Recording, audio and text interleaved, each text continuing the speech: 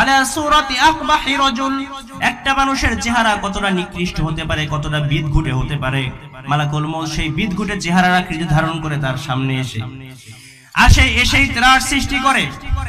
রিজলাহু feel আরদ রাসুহু ফিস সামা, বিশ্বনবী হাদিসের মধ্যে ফরমান তার পা থাকে জমিনে, মাথা থাকে আরশের অনেক উপরে।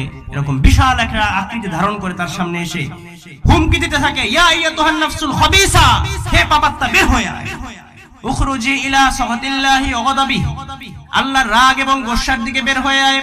এটা দেখে ওই আত্মা বের হতে চায় না, সে সারা দেহের মধ্যে দৌড়াতে শুরু করে।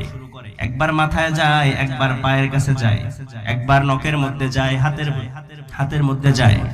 খপ করে মালাকুল মউত আত্মাটা ধরে ফেলে, ধরে এবার টান মারে। বিশ্বনবী বলেন, একটা জীবন্ত ছাগলের জীবিত অবস্থায় তার গায়ের থেকে জবাই না দিয়ে চামড়াটা খুলে ফেললে যত কষ্ট হয়, আরো সহজভাবে বুঝালে মাথার কাছে